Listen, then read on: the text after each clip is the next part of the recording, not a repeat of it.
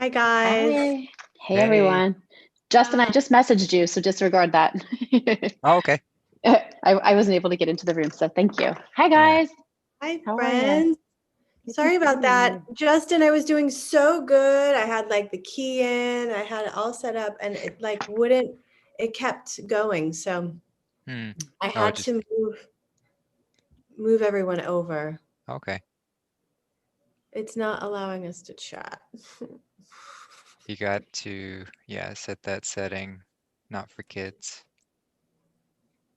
I did not for kids. I saved it. Give us a second, friends. I was so excited too because I got on early and I was like, okay, I am like got this going. And then it just wouldn't, I don't know, I must have missed something, but thanks for being here, guys. Just give me one more second to sort this bit out. Yeah, so Still you'll no have to chat? go back into, you'll have to go into YouTube Studio. Oh, well, it says something went wrong. Yeah, it's not even letting me try on the chat. Oh, there we go.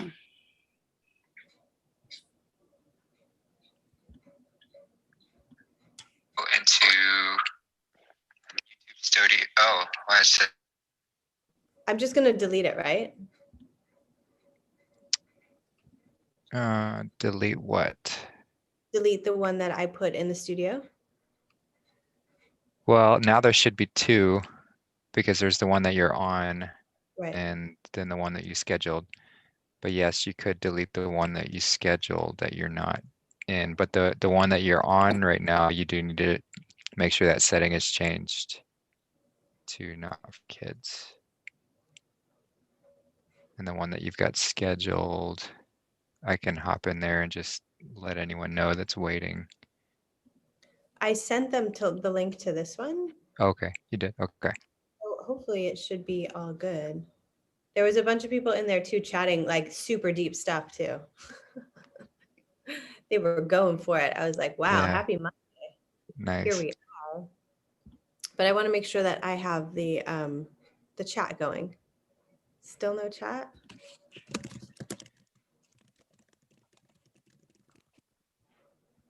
Looks like I can chat. My hair is crazy today. Oh, you can? Okay. I can chat.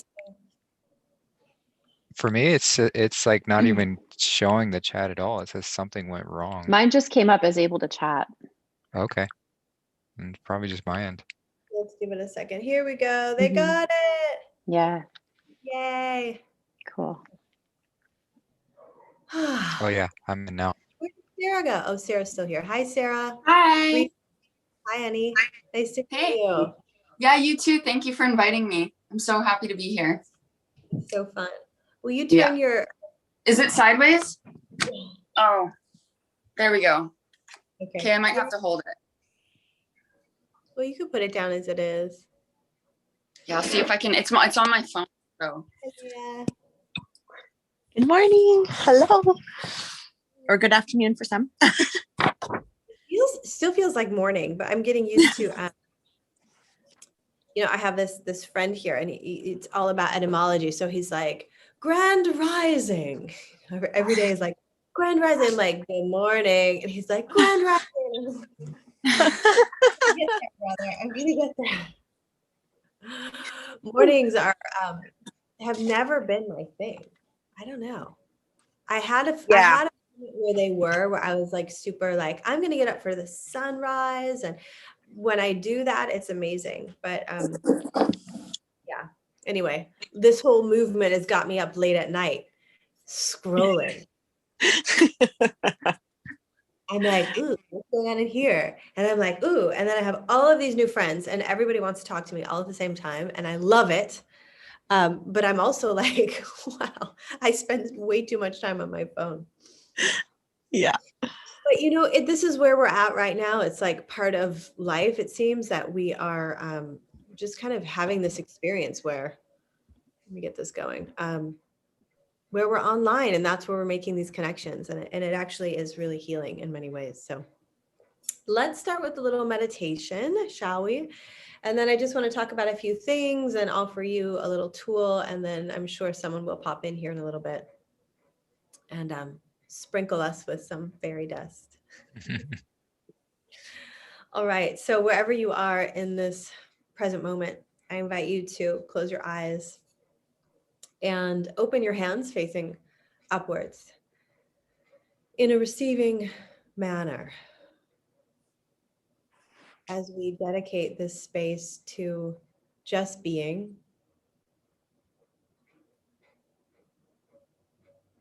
and allowing all things to be exactly as they are.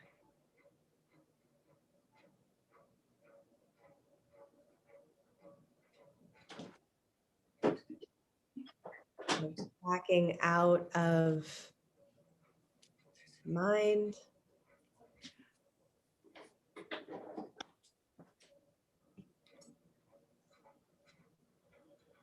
and settling into your heart.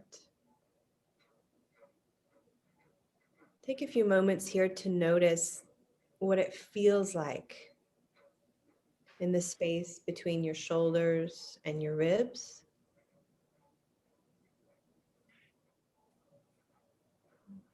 Allowing your breath to be natural, steady.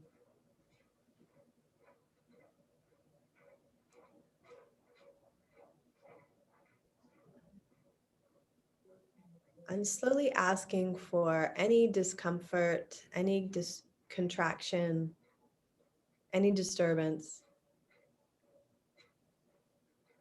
that seeks to find a home in your heart space.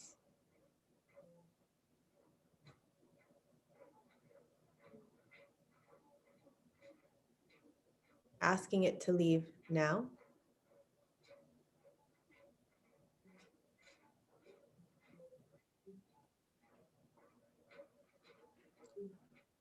Revealing a harmony, a resonance that feels like you.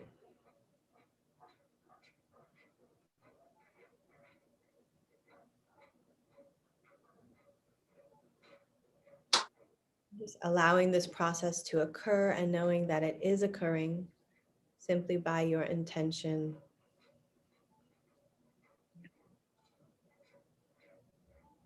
And just letting those energies transmute out. Bring your attention to your breathing now. Breathing in through your nose. Filling in your heart space with that inspiration. And exhaling with a sound.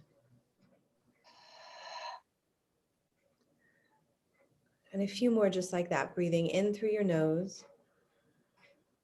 Let your belly get big and wide. And then gently exhaling out.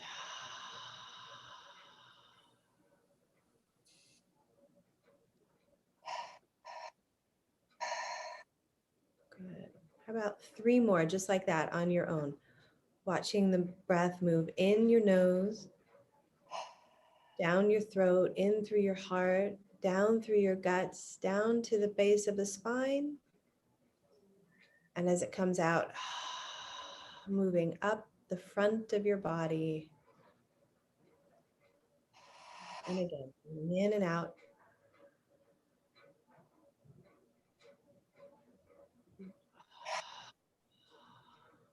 Pulling back in your energy, your strength, and letting go of anything that's not yours. Let's just take one more together.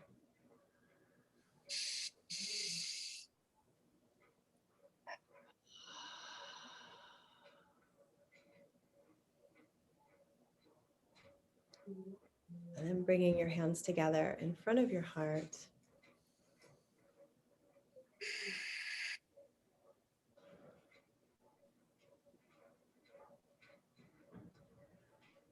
A moment to really feel the vibration of gratitude.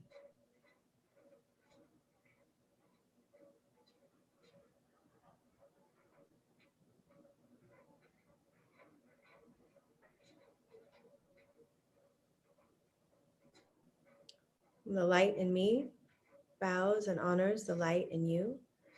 And when you are in that place and I am in that place, we are one. Namaste. Namaste. All right. All right. So I thought I would just chat with you guys a little bit around where I'm at. Hi, all of you friends on the chat. It's great to have you here. Thank you for being here. I've had a really interesting last few, it seems like it's been a very long time, but it really hasn't. Anyone else feel like that in your life? Sometimes when you're going through transformation, it's like, wow, it's only been 5 days.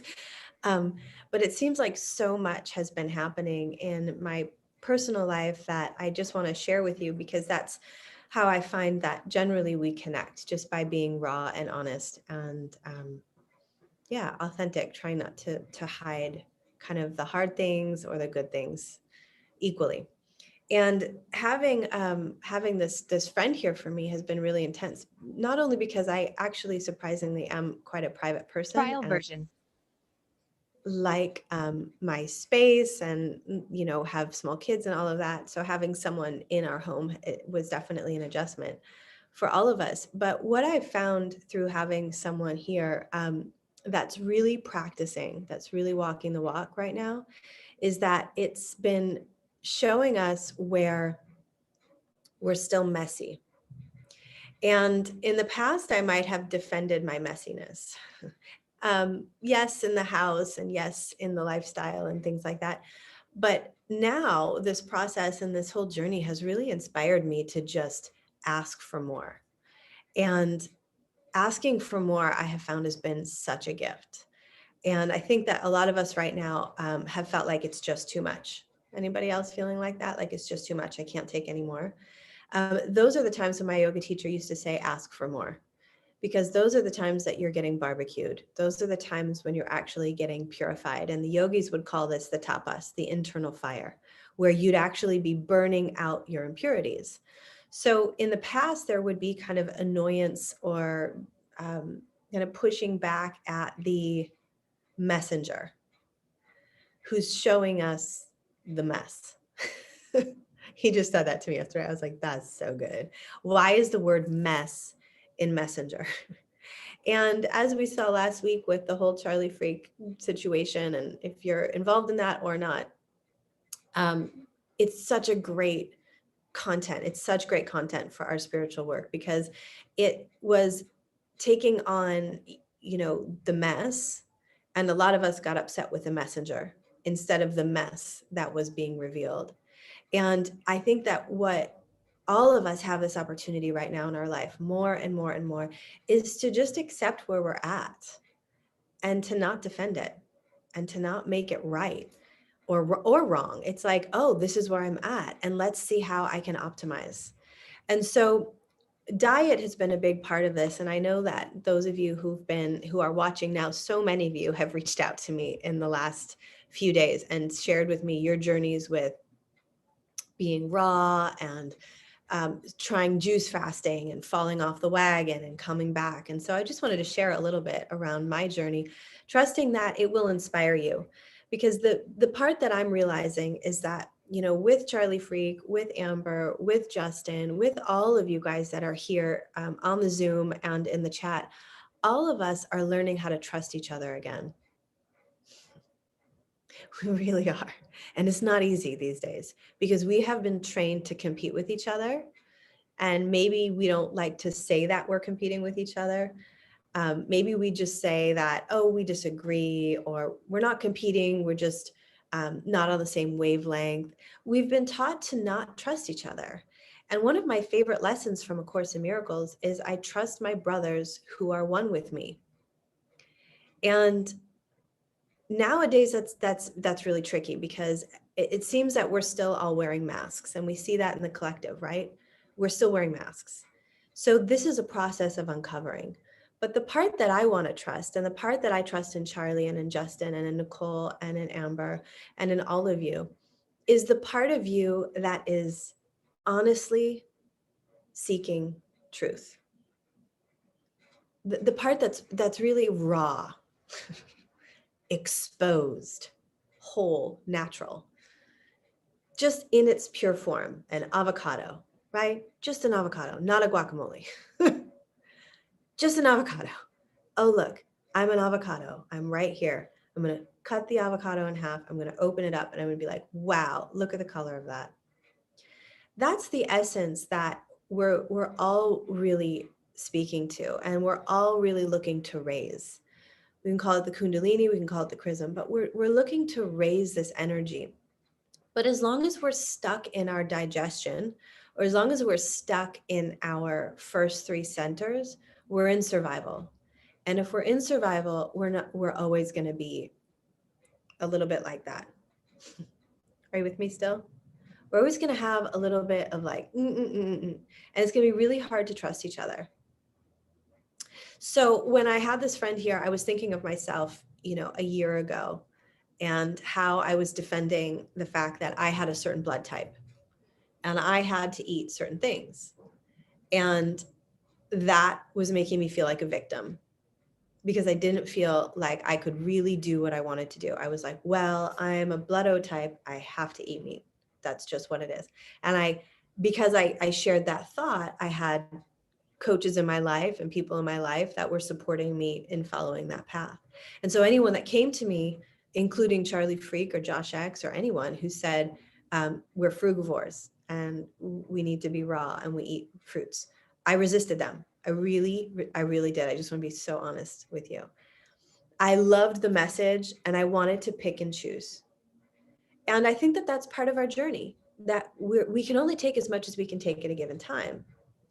But the more that we clear out our system, the more we can see that, wow, I'm really attached to this lie. One of my lies was that I need coffee. Anybody else have one like that?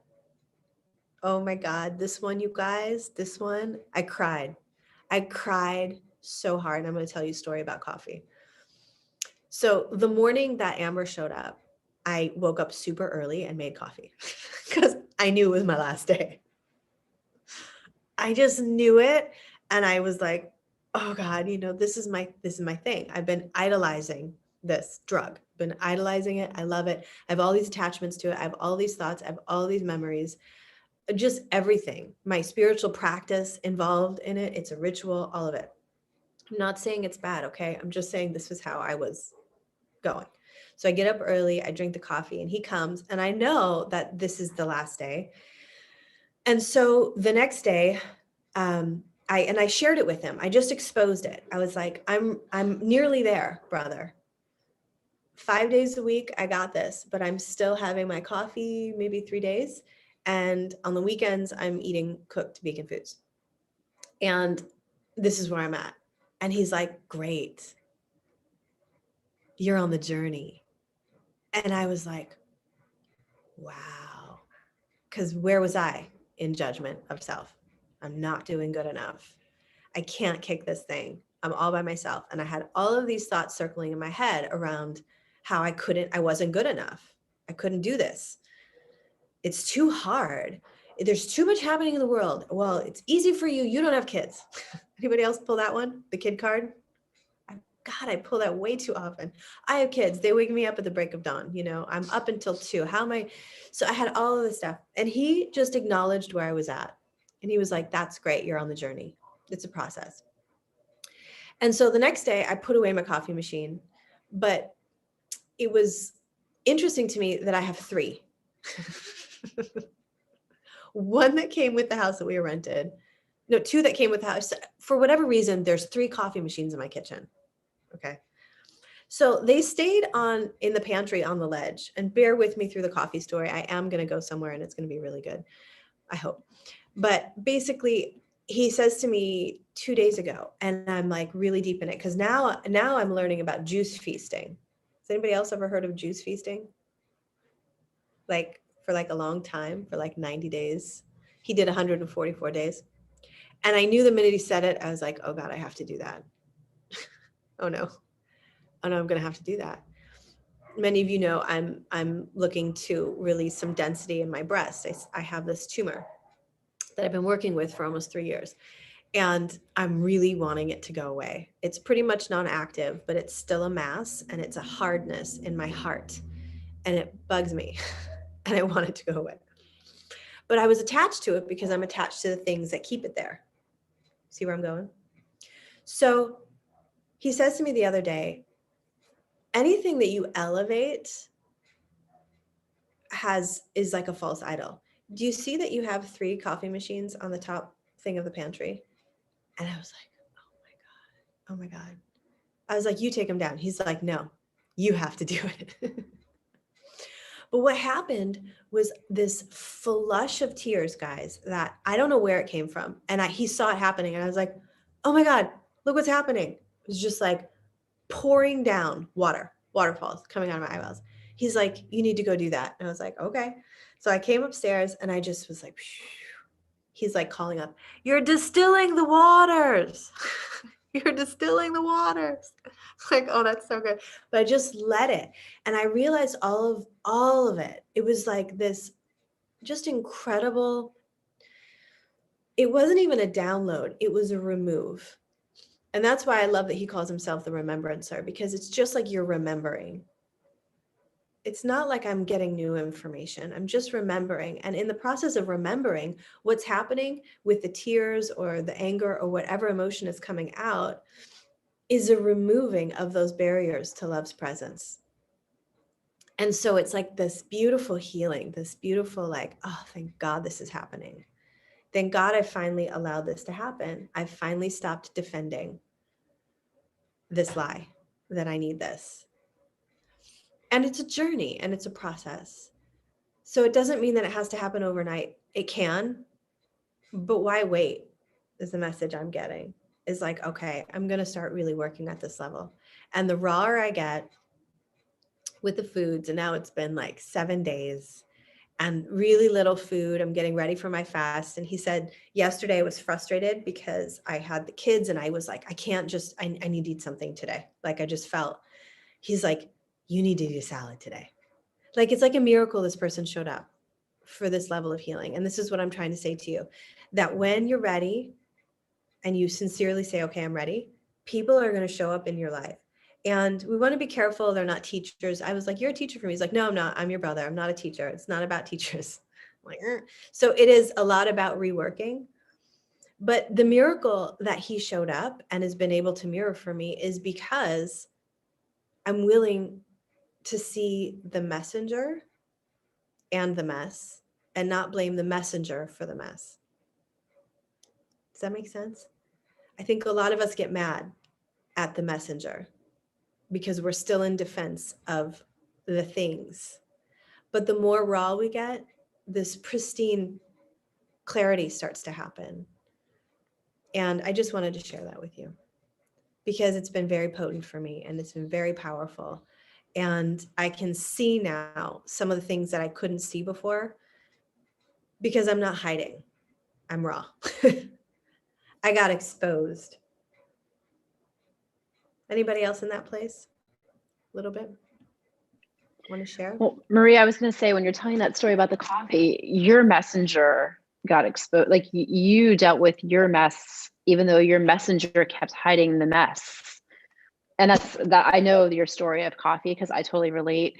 And it started when I had children. It was like when I had my second child and I felt like, oh my God, how am I supposed to keep up with the chaos of like, that one doesn't sleep, that one's potty training, all that stuff. This was a while ago.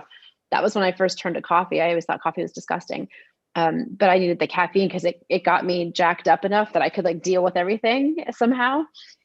And to this day, I still have my morning coffee because to me, it's this false ego telling me that it's the thing that's going to prepare me to deal with the world. Because inside my world doesn't match that world. And I feel like I need this tool to get me to adjust to that world of what it's asking of me. But then the mess is realizing like that's a lie. And when you're consuming the coffee, you're buying into the lie. And so like I'm not quite at your part of the journey yet, but I'm getting there. Because like I know it's just a matter of following through with the action. But like I know as I'm drinking it, it's not even satisfying to me as much anymore. Like the first sip is, and then after I'm like, wait, it's gone already. That took me like 1 minute to drink that. That wasn't worth the calories, the investment in my body, like all that stuff. But there's still that little story that I buy into when I'm making it, that it feels like, okay, this is the thing that's going to start my day. Like, why is that the thing that starts my day? Yeah. You know, and since juicing came into our lives, there's times when my little girl will be juicing her juice in the morning. She'll make this beautiful orange, lovely, like, you know, oranges and carrots and all this beautiful stuff. And she'll put it down on the table next to my coffee. And I'm like, oh my God, mine looks so dirty. It looks so dirty next to yours. Cause I drink out of glass mugs. Like I'll drink my mocha out of a glass mug. So I can see mine compared to her beautiful, like sunlight, photon filled thing. And I'm like, right there, ready to take the leap. Thank you for sharing that. I resonate so much with that. And I think a lot of people do too, because this is a big thing. We're letting go of the old world. And that was a shield for me.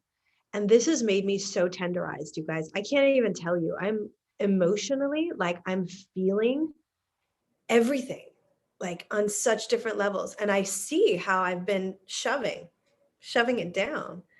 I'm just like, I can't deal. I just, so I eat or I drink something that I know I shouldn't have. And it is a plug back into that. And as we're ascending, like we're literally, the past is over. So we have to be different. And that's the part. I still want to bring some of my stuff into the reality of love. I still want to bring some of my attachments to the dark, but we can't have any dark. In the presence of light, it dissolves. There's no place for it. And that's what we're learning how to do. Thank you so much for sharing that, because that is what I think coffee is. I think that's what food is. And, you know, he was going as deep as to sharing with me about colonization is about your colon. And who are you feeding? Colonization was about taking over your stomach, which was filling you with parasites. So, whoa, check out the Essene Book of Peace. We have it on PDF. I can post it in our Facebook group. It's all about worms. It's all about parasites. So now it's this level of like looking at my parenting and now my children. Like they're pretty much vegan, but like they're still eating rice and tamales and things like that, which I'm like, oh my God, we're feeding their parasites. So let me tell you what we did. We've got this little potion now, and we've done it just for anyone who's dealing with themselves or with kids. This potion, we've modeled it after Harry Potter. So like the white powder is this bentonite clay, and that's Dumbledore's magic potion. Okay. And then we have black charcoal, and that's Professor McGonagall. Even my 4-year-old, he's so into it. And then we have it's in the yellow, it's psyllium husk, and that's Hagrid's. Is it Hagrid? And we use a wooden spoon, like everything. Now I'm like, God, everything? Like not even my spoons. No. You got to use a wooden spoon because then you get the metals. And I'm like, eh. So it just, this thing goes so deep. We have been so infiltrated at every single level that when you go raw and you start there, you're going to go, whoa, everything's going to change now. Everything. So now the kids are mixing up their magic potions. And my daughter asked for it later in the afternoon. She's like, wow, can I have some more of that? We're mixing it with juice. They love it. It's amazing. But it was like the fear I had was, how am I going to do this? But when I showed up to the moment, in the moment, and didn't let the fear tell me, you can't do this, this is too hard, your parents are blah, all of that, the answer was there. Hey guys. And I told my son, I was like, he's like, I want pasta. I'm like, I know, sweetie, but you know what? There's little buggies in your tummy. And the buggies want the pasta. And we don't want the buggies anymore. Those buggies got to go. So we like started talking like that, and he totally got it. Doesn't mean he still doesn't want pasta or he's done with pasta for the rest of his life. I don't know. But we've been a couple days and it's been amazing. And dinners have been raw. And now we're getting a dehydrator, and now we're going to start to learn how to do lasagnas and do burgers and things like that raw. But I think about my kids and I think, wow, my daughter's going to be 7, and she's already aware that how she's feeling. I think about my childhood and what we're really healing here. We're healing decades of being sick. Literally, you guys, we've been sick. I remember being young and being like always sick. Never saying it because I just thought that was normal, but just not feeling good, being sick before spelling tests, getting sick in the car, not wanting to go on airplanes. Every time I ate, my stomach wasn't right, So it's really, really, really powerful, this thing. And when Charlie Freak and Josh X and Justin and me, we're trying so hard, like, I'm not gonna speak for, I'm really trying to embody this. And it's not easy. But we're cleaning up a big fat mess. And so the people that are telling us the truth, I just want to bow in gratitude. I'm going to trust them. I'm going to trust their intention. I'm going to trust their work. This is not easy. And as long as I'm still plugged into it on some level with the coffee, with the tamales, whatever, with garlic. Oh my God, garlic right now. Ugh, you'll see. It's going to naturally happen. It's going to be very natural. But allowing yourself, it's like what Amber said. It's like the 1% are going to do vegan, and then 1% of the 1% are going to go raw. And it's spiritual. It's so big. And I was talking to my mom yesterday, and then I want to open it up again. And I talk to her maybe every 2 weeks, and I was sharing a little bit about this. And she's like, so you have a house guest. I've been watching you on YouTube. And I'm like, you're watching on YouTube? Oh my God. Really? What do you think about all that? She's like, so you have a guest. What's he like? I'm like Jesus Christ. She's like, excuse me? I'm like, yeah, like Jesus Christ is living in my house. It's like Krishna in the house. And we're going to the Garden of Eden. And that's what this is about. Like, we're going to the Garden of Eden. What do you mean? I said, we're done eating that stuff. It's poison. All of it. Excuse me? I go, yeah, all of it. Poison. Rice. Gluten has the word glue in it.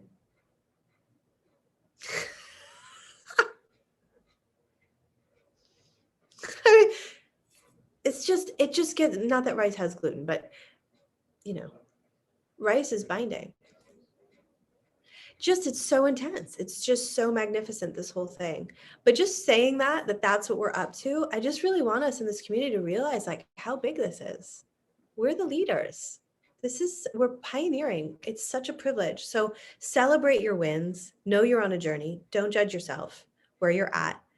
But I said to my mom yesterday, I was telling him about, because, the alcohol, said it's toxic. We all know this. It's toxic, and you're putting toxins in your body. You got to go up against those demons. Oh, but there's some days I just have to have it. I go, who has to have it? The Christ in you wants nothing to do with that. The demons in you that are controlling your life right now, they need to be fed. hate to say it, sister. Don't get mad at the messenger. Get mad at the mess. And the anger that you have at the mess, do something about it. Get in there. Start cleaning up. I said to her, I go, Mom, you got to you're going to warrior up this stuff. This is it. Your stuff is coming to the surface. For what? For compassion, for healing. I kind of feel bad for the demons, like my coffee demons. I kind of feel sad for them. Now, the minute I took them off the shelf, guys, boom, done. Look at what's on your top shelves. Clear up your stuff. What are you praising? What are you putting above you? Really powerful, really, really powerful. But this is this cleansing journey. And, all of us have been engaged in the spiritual practices for a long time.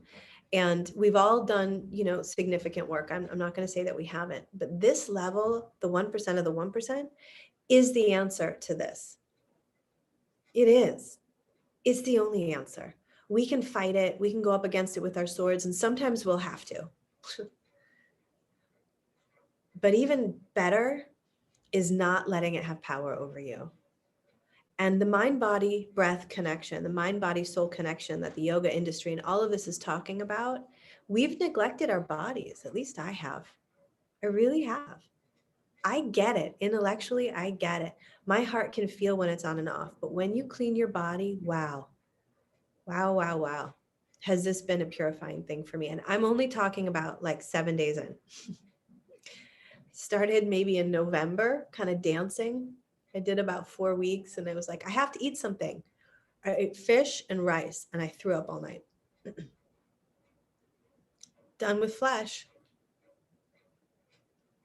But where are you getting your protein? You don't need it. What? Huh? It's major reprogramming. Major. It is the ultimate. Is what I'm learning in this process. And it's just deeper levels of cleaning up this mess. And it's such a gift. And it's clearing too. It's like, wow, okay, well, I'm going to have to rethink all of it. How I engage with social media, how I engage with you guys, how I engage with my children. I've got to tell my community I'm about to do this. And I wanted to share with you guys the tool that we started using a while ago. And this is where I'm at right now in the process of really getting clear. Because what I found myself doing is that a lot of us, especially, I'm going to speak for the women here, we've been really alpha. We've been working it. We are, which is why we're chugging the cafe and eating the food, because we're going up, but we're going up against the wrong enemy. And so what's happening is I'm becoming super feminine.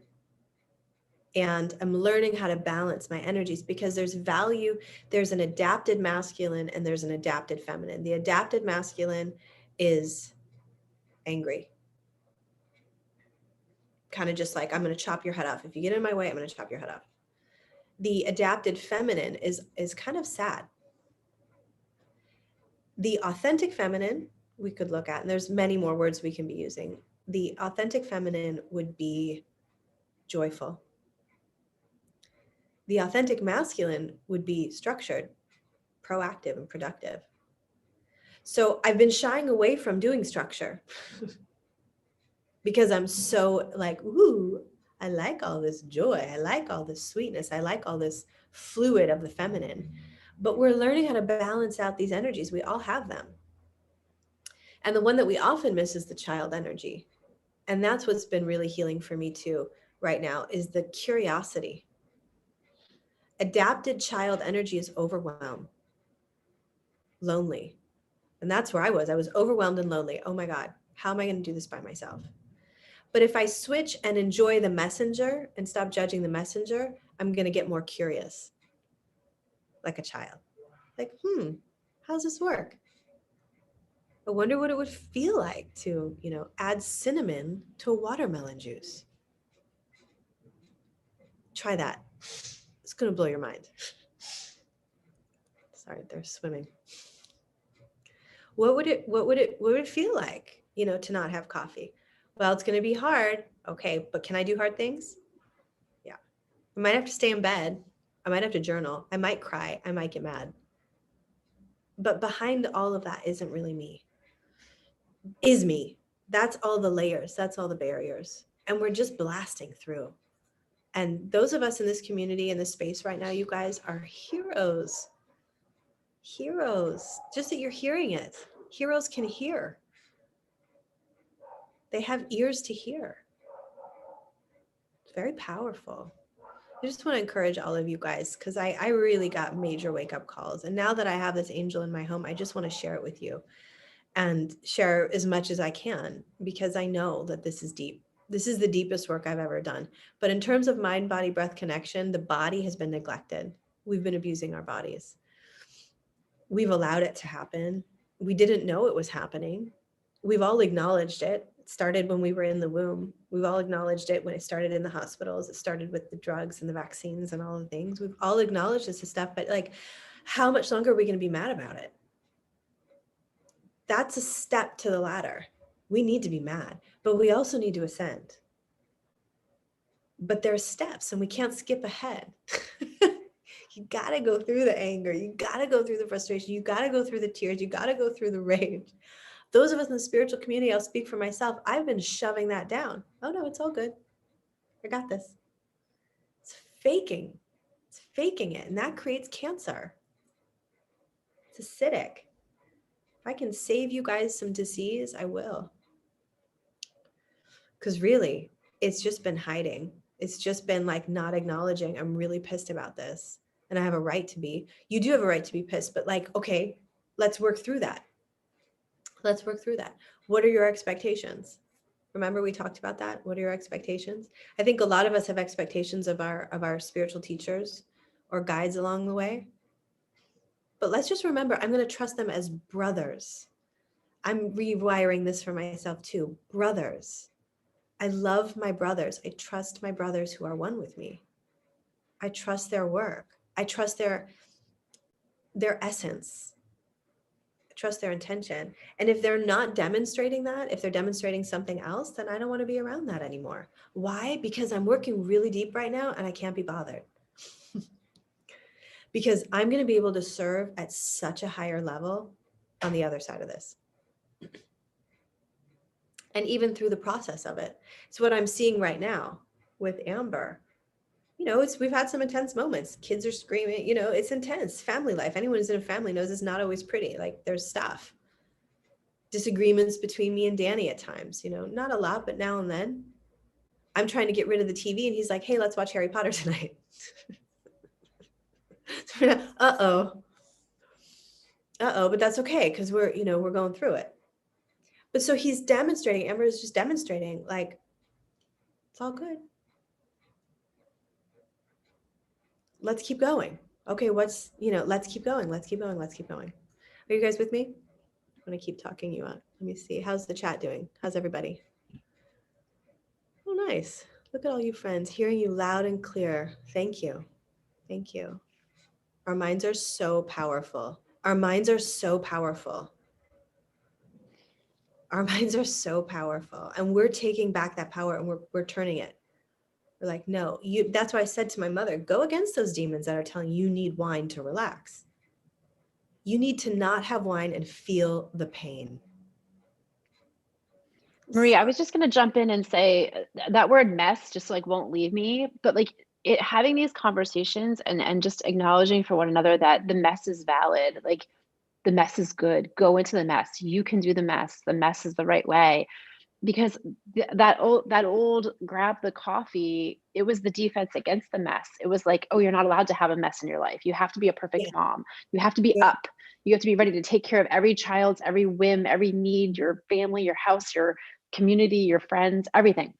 Make sure you're ready, but like just being like, it's okay. You give each other permission and say, it's okay to be messy. Just like you're saying, having Amber there is like, it's okay to see that there's mess there. And then that gives you, I think, the opportunity to let go of the crutches, like to let go of the coffee and the foods and stuff, because you're willing to be messy and know that that is life. Because we've been told for so long that that's not really what we're supposed to look like, and then when you were talking about the Book of the Essenes, what is the actual name of it? I forget. I read part of it. The Essene Book of Peace, is that what it is? Yeah. So like that first part, I only read maybe just like, I don't know, half an hour of reading, and it was all about detoxifying, you know, and actually doing like colonic cleanses. But that straight and narrow path seems so, it seems from when you're looking at it and you're not a part of it yet, such a sacrifice. Like it's going to be so difficult and it's going to be so awful and it's going to feel so horrible. And so what I just wanted to say is thank you to this whole community, to the all of you who are talking about it, because when you see people who are going through it, and instead of them looking like they are distraught and miserable and falling apart, instead they are beaming and like radiating such beauty and light and happiness and joy, and they're talking about how much better they feel. That is, I think, the most valuable kind of coaching that can happen, is to know that, okay, I'm going to go do these things. And while my ego is telling me it's going to be horrific and torture, and that's what the world around me is constructed to make me believe, it's actually the opposite. It's actually going to make me feel amazing.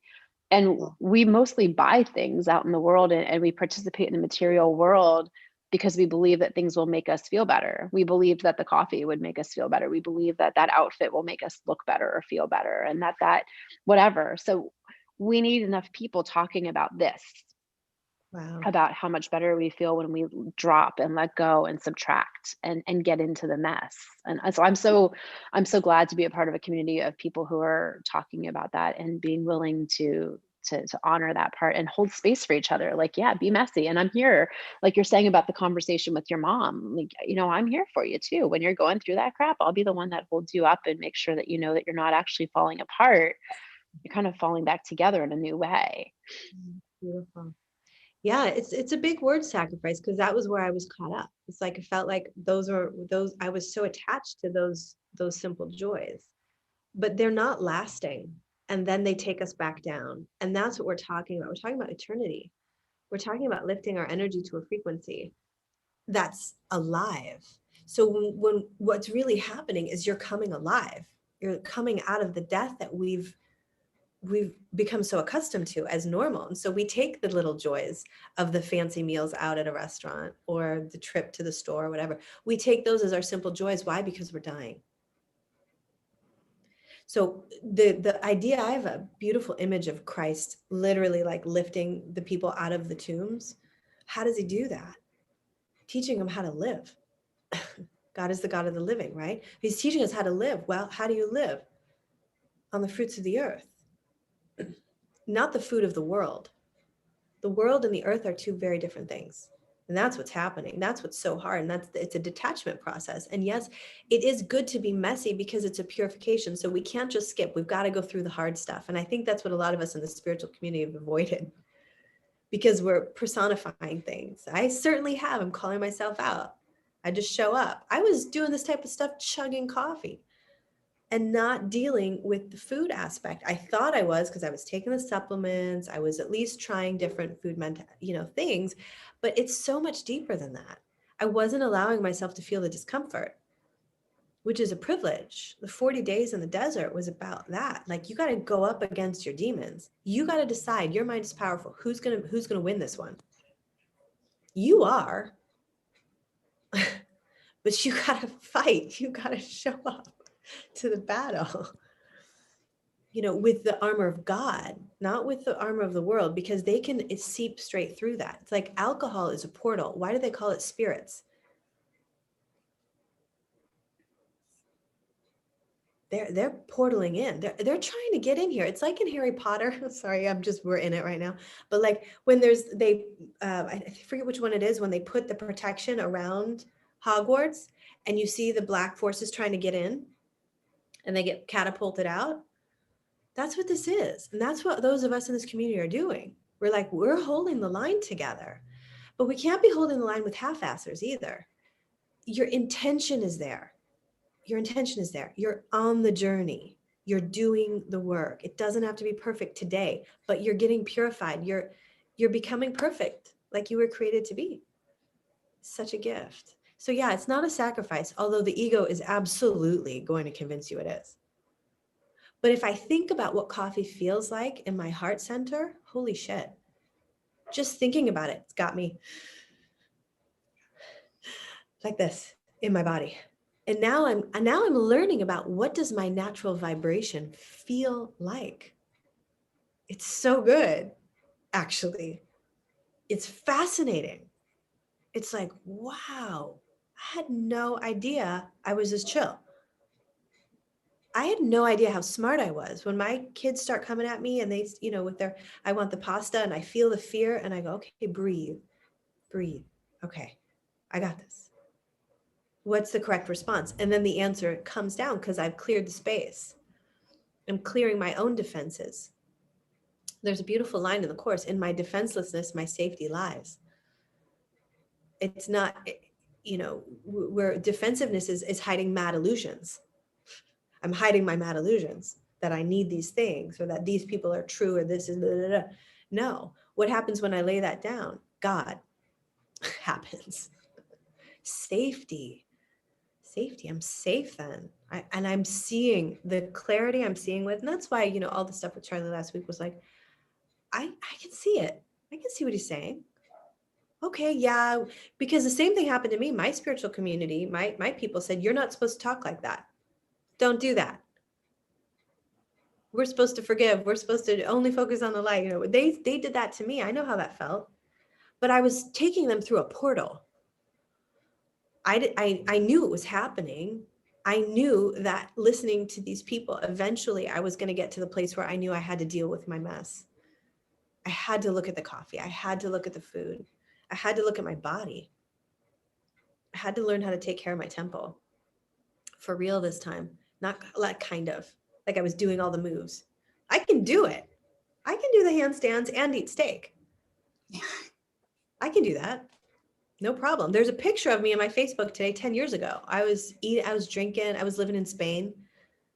If you're in Spain and doing this work, you get some serious kudos. Serious. Spain is hard. Or the food, the wine, just the whole situation. But it's all a takedown of the human spirit. And we're coming alive, and it's beautiful. It's really beautiful. We are coming alive. We're getting pulled out of the dungeons, and we're clearing our bodies from the worms, from the parasites, from the demons. And it's real. Like, I used to think this stuff was just like talk. And now that I'm embodying it and reading the Bible again, I'm like, wow, this is real. This is so real. I thought it was just kind of like, stuff. Hello. Come on in. We have a visitor. Bookmaker wants to take this. Hello. Ooh, and he's got a whole bucket of stuff to show us. Hi, friends. Hi, Summer. I see you coming in here. You're probably doing your thing, but we're happy you're here. Hi, Summer Love. Namaste. I love you. Come on, you want to sit next to me? I love Boston. I'm born in Boston. I love that. Do you love Boston? Do you want a pillow? I'll just put my back against the wall. Okay. This is my friend, Amber. What's up? I see you, Justin. Hello. Hey, brother. Hi, wholeness. Wholeness. And balanced vibration. So I'm just checking out the chat. Look at all you awesome people in the chat. Someone's in France going, oh yeah, it's hard in France. I can imagine. But soon this is the work we're up to. Getting it all together so it's easier so that we can be together and do this. Yeah. And those of you who are starting, way to go. Way to go. One more thing I want to say, and then Nicole, if you guys are interested and you're going on this journey, or there's any relationship you're trying to sort out in your life, I just put up some modules on the YouTube channel. So watch those. Thank you for that. We got some sage happening. Mm-hmm. But watch that and go through that process. And if you want me to look at it, I will, because it is, just to wrap that conversation around the structure and that healthy masculine energy, that authentic masculine energy. It's really good when you go on any new relationship. And this is a new relationship. Becoming a frugivore is a new relationship. Starting a yoga practice is a new relationship. Starting a romantic relationship, starting a business, looking at your relationship to being a parent. Whatever relationship that gives you the most right now, go through that process. I dare you. It's a challenge. And let's talk about that, because I'm doing this now for myself, and I'll share mine with you next week. Okay. It's maybe like 30 minutes. It's good stuff. Okay. Now we've got Palo Santo. Oh, So good. So good. Soul good. Did you hear that? Hear the soul good.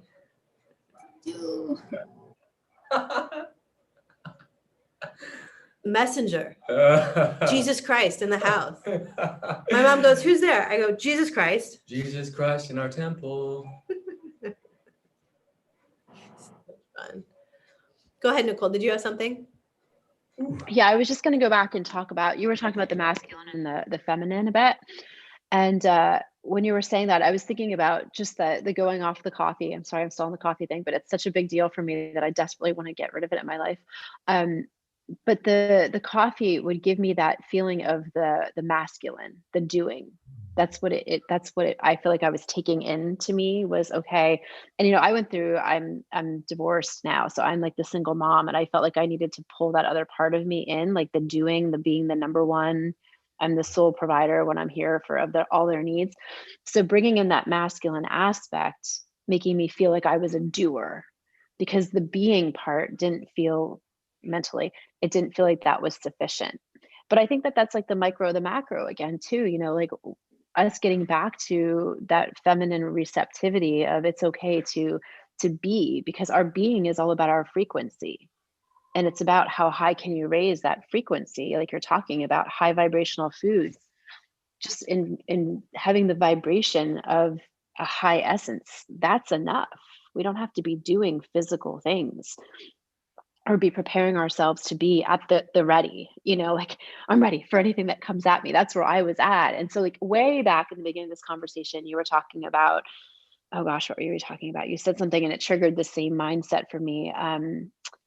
It was like the ability to respond. I forget where I was going with that, but it was like the need to be able to be ready, to be at the ready of what's coming from the outside world. And I think that the idea of moving away from that masculine, which is what the macro is doing right now, we're moving away and getting more balanced, but bringing ourselves more into the being place. And that place is so scary. I think like we're not trained into the being at all. So when we're not going out to dinner or going to the bar with our friends or escaping in whatever way with TV or whatever, the being thing is so terrifying. Even if you've been on the spiritual path, like, my story, I've been doing this for 20 some years, but the being part is so terrifying when there's nothing to jump out to, like, okay, I'm going to grab my coffee or I'm going to go grab lunch with a friend. If you can't jump out of it and you're in it for the long haul, which, Charlie says it's a straight and narrow path. And, he drew that diagram the other day of like, the lines are like this, and then they gradually get like this. It gets like real tight, and God puts us into this tight little canal so that we can't turn around and go backwards. But like, that's almost like a feeling of almost claustrophobia if you know what you're getting into. And I wonder if that's kind of why we resist it a little bit and why we want these little crutches to pop out, because I don't know. Do you know what I mean? There's like this tension that develops in there. That's just what I was thinking of. Beautiful. And you said something to me the other day about healing the feminine. Like when we heal the feminine, we heal the world. Mm-hmm. And so you learning how to be, I see it like this. I see it's like we get the information from God through the feminine, through the listening, through the presence we receive. And then that energy informs what to do, what actions to take, what moves to make. And then those energies support the child. So it's like, that's kind of how I see it happening. But I think that that's part of why we've been resisting this work, is because we're so disconnected from the feminine, from the earth too. We put on shoes, we need to go barefoot. We need to get our face in the sun. Yeah. We need to do the things that connect us to our true mother so that we can heal our relationship to the earth. And that's why the food aspect of this is so immense. Mm-hmm. Because we're literally eating her nectar. Like I drink juice like my kids used to nurse me. Mm-hmm. Like they just sucking it, when they get on and then it flows. That's how it feels like it's happening now. Like it's like yeah. Wow. So I feel you, and I know that. But just go day by day. It's every day. It's every day. And so just pick one day and see how many wins you can get one day, and celebrate those wins. And just keep going. What else do you want to say about that? I'm going to let Kira in. So in terms of, the whole coffee situation, what it really comes back down to is, what is the state of your endocrine system? The adrenals sit on top of the kidneys, which are also called the renal, hence addition to the renal, adrenal. The adrenals are sitting on top of the kidneys. And most people in the United States and probably the world at this point are suffering from chronic adrenal fatigue. And so that is the root cause of the desire to go to the coffee, to stimulate this adrenal impulse to get up and go. So to address this at a root level, we've been talking a lot about iridology. And iridology, if you haven't heard about it, you basically photograph the iris or look at it with a trained professional, and they'll be able to see based on the nerve endings in your iris, because each of these nerve endings trace all the way back to different parts of the body, all parts of the body. So you can see what's going on with your adrenals and your kidneys looking at your iris. So you don't want to go at the surface level of this. And if you do want to go at the surface level, if you just don't have time for that, I'd look into chaga tea. Chaga is the coffee of teas. And it's not going to give you this spike and then crash. It's going to give you a really even keel energy. It also has the most antioxidants of everything, like thousands of more antioxidants than blueberries. Chaga is a supreme, it's the king mushroom. Reishi is the queen mushroom. So I'd really recommend getting into the chaga as a coffee substitute. But you really want to look at the material body so the pattern can reform itself. Everything has a matter of the mother and a pattern of the pater, which is the father. So to readdress this constitution inside is going to give you that normalized baseline of energy right when you wake up first thing in the morning.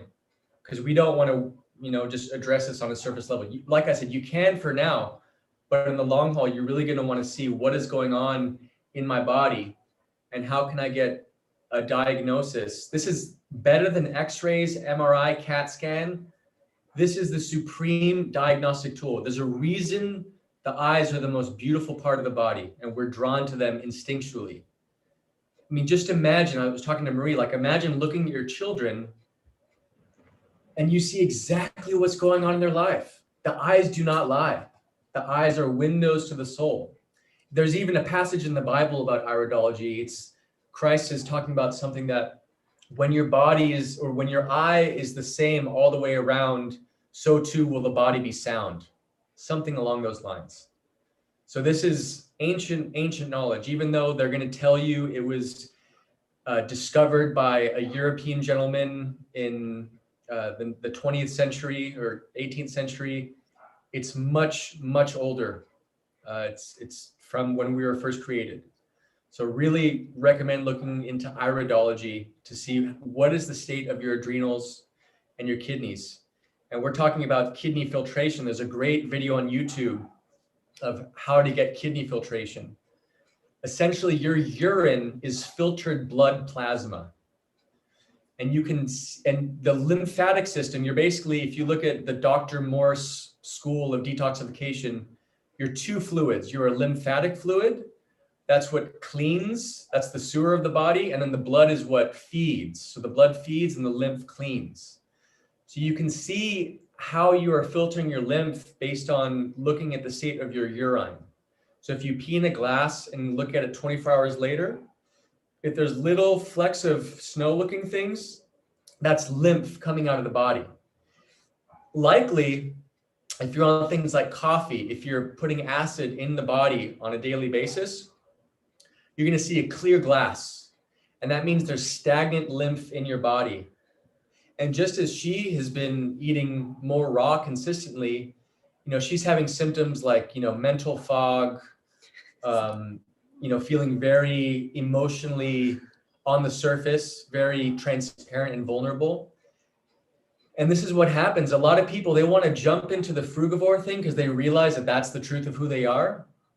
But you have to come at this from the mindset that you have to do as much work as you did to get your body to where it is, to back to where it was. Because if you go straight to fruit right now, you are going to feel like crap because that 30-foot tube of your intestinal tract is so caked with mucus forming foods like rice, beans. If it's hard to clean the pan, it's going to stick like that in your tum-tum, and you don't want that. What that's going to do, if you eat the fruit, it's going to ferment, and it's going to feed the candida. The candida is there, the parasites are there because they're working as your friends to break down things that if they weren't there, it would fecundate and it would kill you. So you have to get out of this mentality that I'm just going to kill all the parasites, I'm going to kill my candida and everything's going to be good. No. You invited those in your body to do a job. And that job is to break down things that you weren't meant to put there in the first place.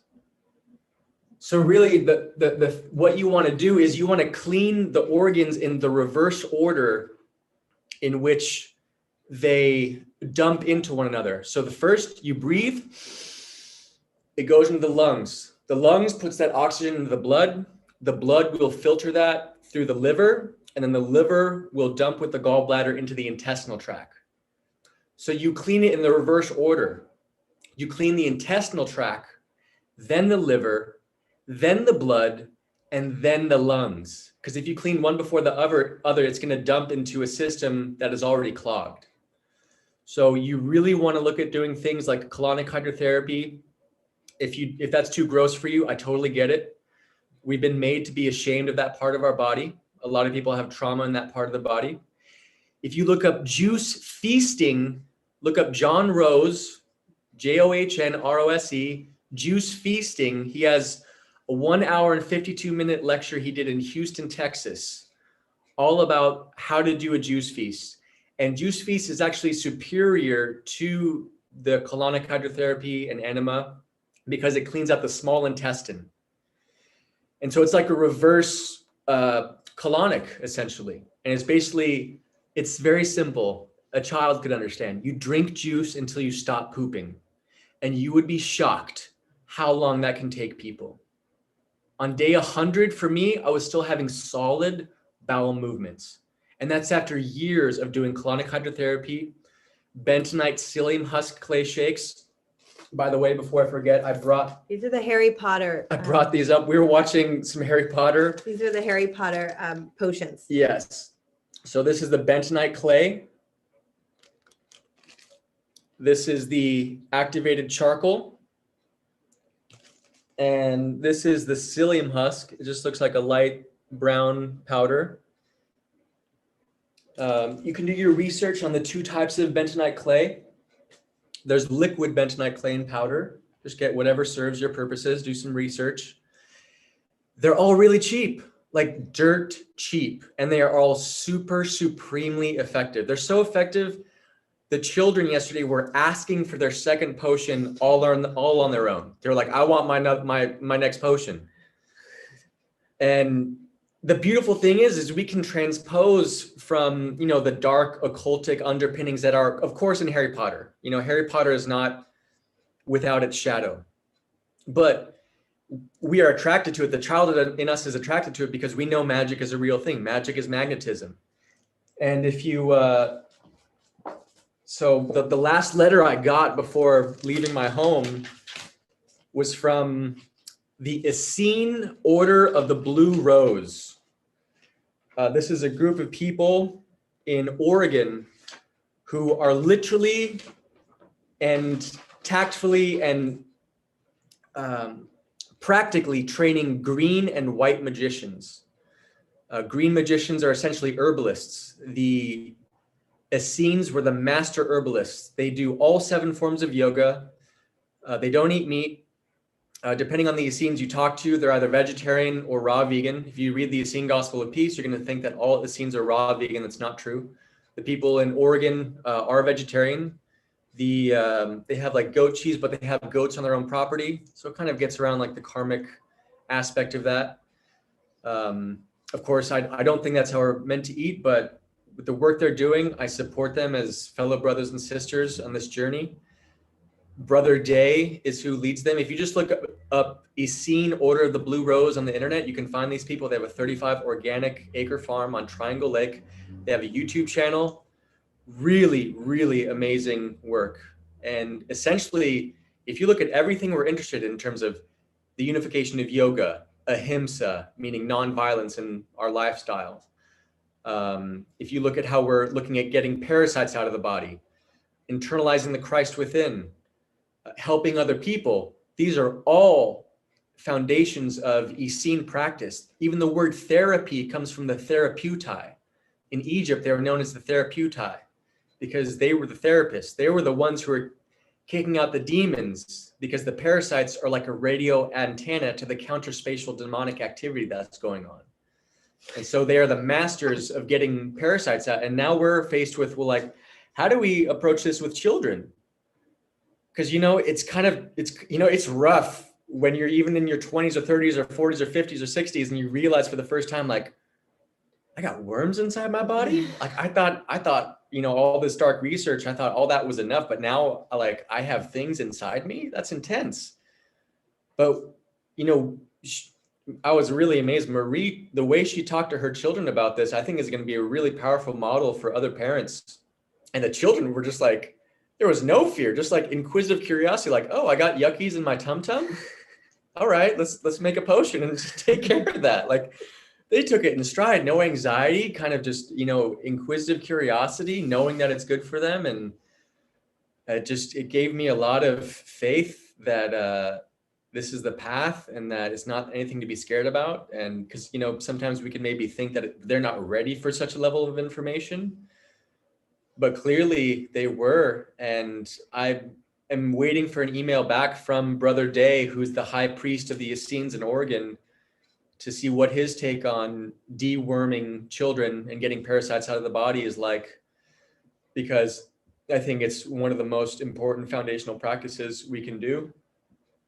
In addition, and really as a secondary to first cleaning out the gunk in the trunk that's in the GI tract, average person has about 15 to 20 pounds.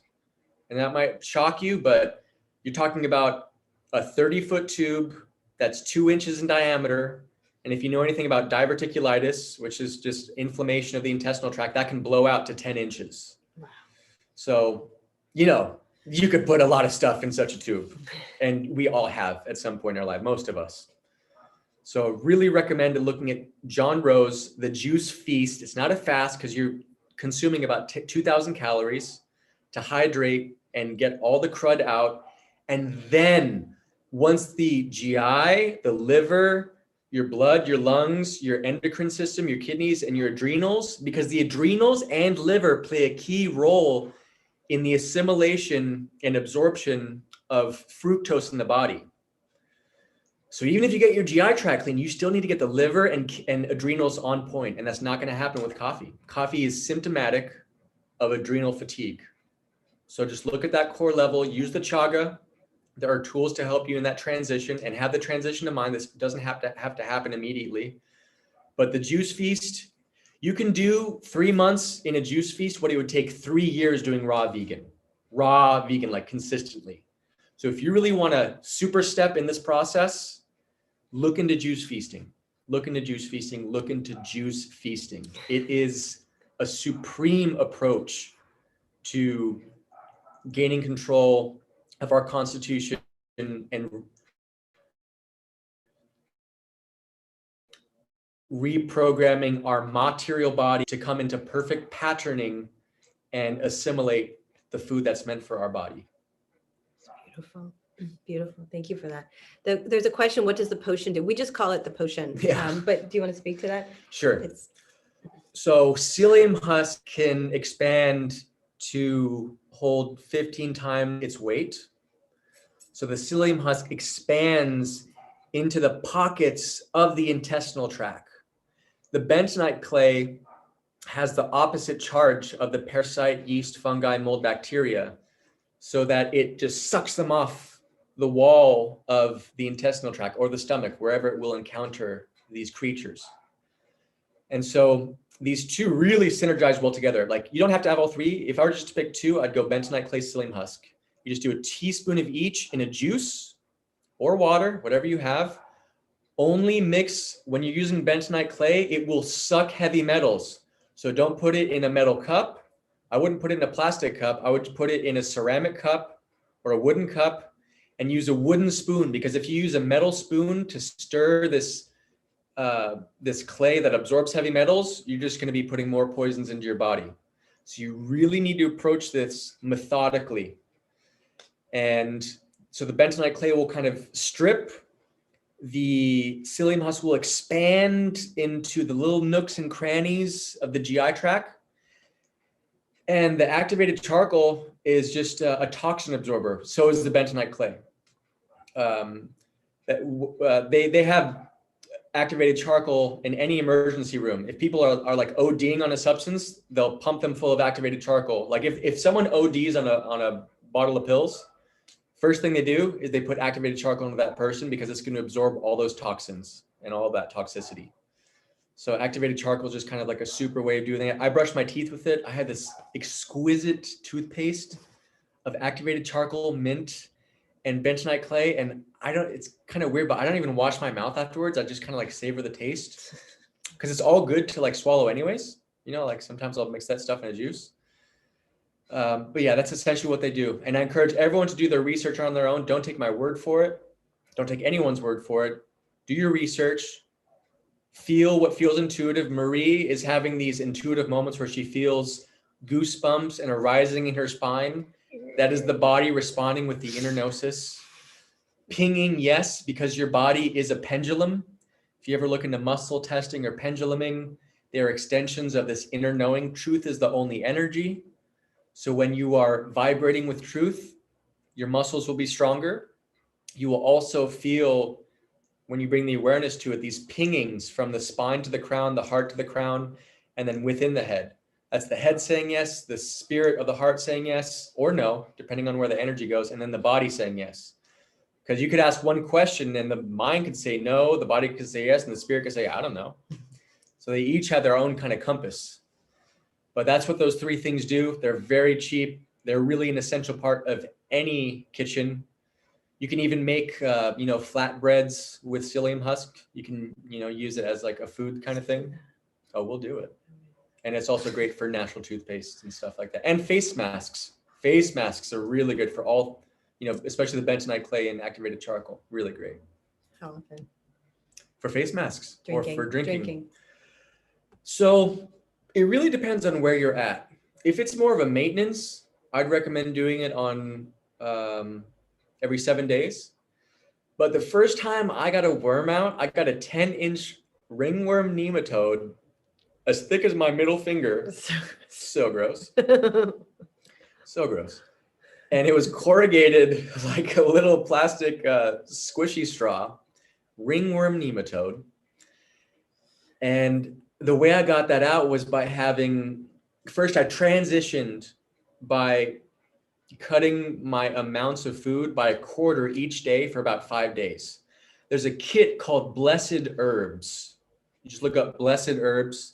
They have a colon detox kit. So if you don't want to like be measuring or like doing all like the teaspoons, if you just want to like rip, pour, slam it in, look up Blessed Herbs. And so the first time I got a worm out was I spent 5 days eating less and less to allow the stomach to shrink. And then I went into 10 days of just apple juice 5 times a day with roughly about a teaspoon of bentonite clay and psyllium husk for 10 days in a row. Nothing but that. Drinking as much juice as you want. It was just 5 times a day at certain times of the day. This is all in the Blessed Herbs. You can, if you want to, you can also just look up the Blessed Herbs PDF, look up the weights. If you have a little weighing machine, you can just look at their recipe and then get the ingredients yourself if you want to do it on the cheap. If money is a thing, look up the PDF for Blessed Herbs, look at their ingredients, the weights and measures, and just measure it out yourself. And I think it was around day 10, day 9 that, so before that, I was getting mucoid plaque out. So mucoid plaque is also a thing. Probably also great to do before the juice feast, but if you do the juice feast, it'll probably do it too. If you have a strong stomach or you're just like, curious about things that are gross, look up mucoid plaque. You'll see literally looks like ropes of black tar that come out during bowel movements, and they are stretchy. And that is stuff that could have been in your bowels since you were eating TV dinners as just a wee lad or lass. Like, we're talking, things can be in your body from when you were like 5 years old. And the beautiful thing is this is time travel. You will go back to the emotions. When that is coming out, you may go back to the emotion that you were in when you were putting that in your body. And basically, after getting ropes of this black mucoid plaque out of my body, on day 9 or 10, that worm just came right out during a bowel movement. And it was dead. And I was so shocked, I punched a hole through the drywall right there and then. I was just like, oh my gosh, I couldn't take it. And then I stumbled outside in the grass. No one was home. I was sunbathing. And it was like, I was on a completely natural psychedelic trip. And if you want to learn more about that, there's a book called The God Design. This is the only book I took on my travels. It's by Kelly Marie Kerr. This is the brain, this is the pineal, this is the pituitary. The God Design. She has a YouTube channel. I think it's called Seek Vision. She has an amazing book and amazing videos all about the biochemistry of what the chrism oil is, how it symbolically relates to the stars, how to do this process, timing it with the moon. Although I'd like to talk more about that because I actually think this is something that can be done on a daily basis. That is my personal experience of the chrism oil. At one point I was doing the moon cycles, but as I've learned more about Kundalini and Tantra, I've learned that personally, this is something that can be done on a daily basis. I do find utility in abstaining from that when the moon is in my sign. And I'll be talking about that more later on, but in a different video. But The God Design by Kelly Marie Kerr. If you want to learn about the endogenous, endo means naturally produced by the body. So endogenous means it's generated naturally in your body. The whole expression of like going on a trip comes from the tryptamine. So being on a trip just means you have activated tryptamines. And after getting this parasite out, I was having a naturally endogenously induced tryptamine flow in my body. And, you know, this is how we get high priests and high priestesses. They are high, but it's a stable, balanced high. It's not the kind of like wigged out, you know, this is all new. It's like the Buddha, you know, the eyes are kind of like half closed, half open, like you're in both worlds at once. And you're just in this like supreme bhakti bliss, and you are holding that space, remembering this place of bliss. Because like Santos Bonacci told me in California, bliss is the true religion. We are meant to be in that state. And yeah, it's how often is really a matter of where you're at physically. If you want to start this, I'd really recommend starting on the Blessed Herbs program. If you've never done this before, try that out. And more than anything, listen to your body. You know, we gave three people for the first time tried this juice yesterday, and then 2 out of those 3 people just intuitively came back later in the day like, I want another one. I'd recommend doing it if you want to sleep better. If you're having problems sleeping, which I know how big of a deal that is, that's a huge deal. If you're having problems sleeping, take this before bed. Take this before bed. You will sleep so much deeper, because a lot of the sleep problems we have is from those worms getting activated. Basically, their strategy is to get you to eat too fast. You don't chew all the food, so they chew it. So you want to chew so much that you end up drinking your solids. There's a saying, drink your solids, chew your juices. You chew the juice because you introduce the saliva to have proper absorption and digestion. And then you drink your solids because you're chewing the food so much, they just end up passing down your throat like you're drinking it. So it's important to be very holistic in approach, and remember that if you're eating late at night before bed, if you're the kind of person, and I used to be this person, I used to eat just to go to sleep. They want you to do that. The reason pizzas are ordered mostly at night is because people just eat that pizza, they pass out, and then the parasites are eating that. It's so gross. Oh, it's the grossest. It's so gross. It's so gross. It's like, this is what I was saying in my post. It's like being red pilled. Everything like over and over and over and over and over again. Just like keeps happening. Yeah, it's so powerful. Right, guys?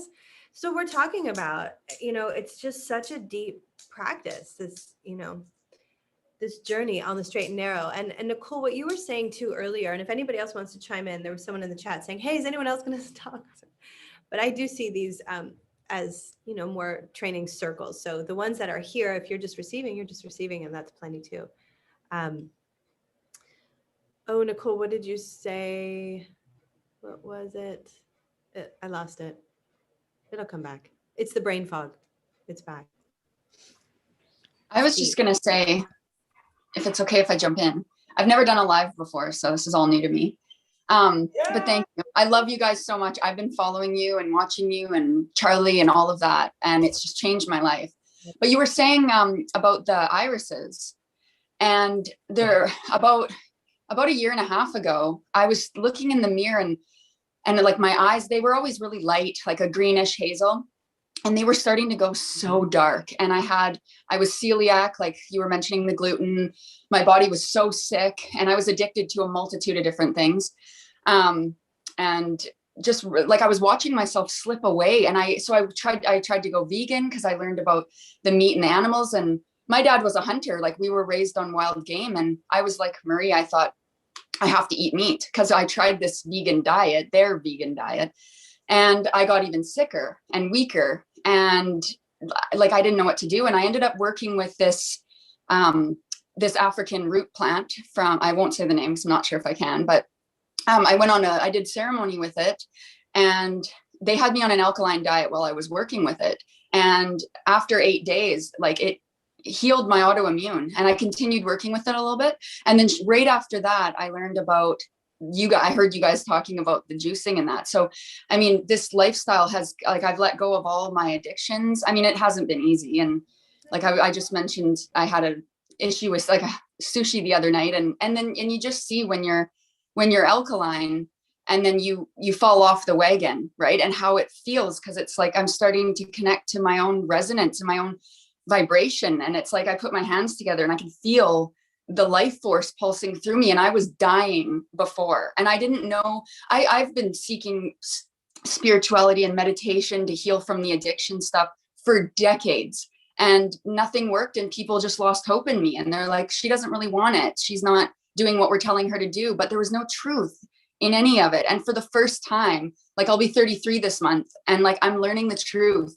There's like, you guys are speaking the truth. And all it took was hearing the truth. And then all of a sudden, all these people in the truth community that I was idolizing, it all kind of crumbled, and I saw through everything, and then it becomes easier to discern what's real and what's not, and where I want to be on this path. So the light has come back into my eyes. My eyes are the color they were when I was a child. And I'm like, my skin is coming back, and I'm so excited. I'm like Marie, right? I'm like, I'm in the forest barefoot. I can't be right now because it's snowing, but a few months ago, even when it was cold, I was walking barefoot and hugging trees, and I'm just like, and it annoys a lot of people in my life, but I have you guys, and I come on here and I listen to you, and I'm like, I'm not alone. Like, we're learning to be like childlike again, and everything's so exciting. And I really thought that my future was over. I thought that I'm just going to die. This is just the way it is. We grow old and we die, and I'm never going to be successful. I'm just going to be addicted to these things. And like, I'm here I am. And I'm like, I just feel so amazing. And I just wanted to share that. And thank you guys so much, because this being alkaline really is, it's not like all of it, like I'm learning, but it is where I've had to start. And some of the things that you were saying that came out of you, it's like shedding light on, I think I lost some of those things as well. And it's just amazing. I feel so good when I'm doing this. And for somebody like me, anybody that knows me and watched me struggle in my life, I was a lost cause. So this is just this, I'm so thankful for this new chance at life. So thank you guys so much. Thanks for having me on here. Wow, that's powerful, Sarah. Thank you for sharing that. That's amazing. Yeah, and you're turning 33 too, like what perfect timing. Oh man, it's so biblical. That's so perfect. Yeah. Yeah, I mean, I think a lot of us it's important to remember that we're all going through, no matter where we are in life, no matter what stage we are or how aware we are, what we're receiving, everyone around us is going through this sort of similar sort of vibrational activation. We're all going through that in some stage or another. And for those of us who are leaning into it truly and stepping into that, it's activating and it's leading us to that beautiful place. It's guiding us to this wondrous new future that we're heading into. But it's also important to remember to have grace for those who aren't quite leaning into that and aren't quite ready for this, because those same sort of vibrations are hitting them, and that's what's causing all of these sort of egoic surfacing, these parasites to scream out and to really grab hold and really shake people, which is causing a lot of strain for those who aren't really leaning into that. So just wanted to say that because that's been kind of coming up. I've been seeing that all over the place, and we've been witnessing it in different places. For those of us who aren't really ready for that, it's scary, and it can be very daunting.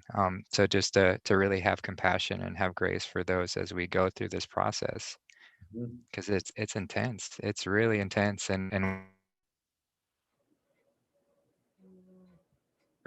as they're so shed, like Marie talked about, we're shedding lifetimes of weight and just gunk and issues, and it's all coming up. It's all coming up right now. It's all surfacing. So yeah, just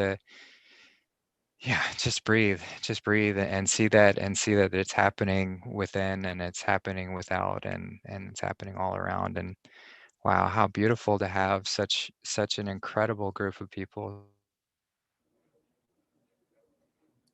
Can I say one more thing? It's just an incredible fear to have this sort of guidance and have this sort of communion, this unity. It's truly incredible.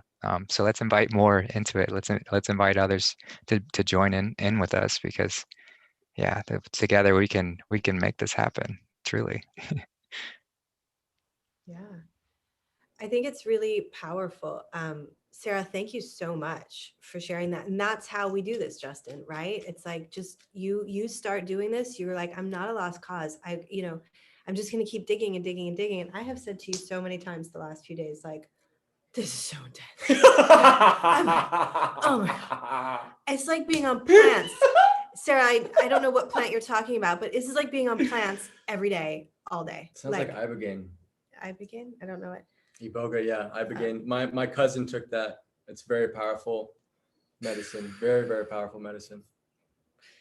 It's just really immense, Justin. I love that you said that. And it's a lot of compassion and grace for yourself too, because you have taken on a journey that is the ultimate. I mean, it's like, it's massive. And the people, like, I was talking earlier about my mom, who's just so beautiful and so wonderful. And she loved it, and she's going to do it to the level that she can do it, and that's okay. It's like, I think before I was always like, you have to do it all the way. I was like this, like, duh.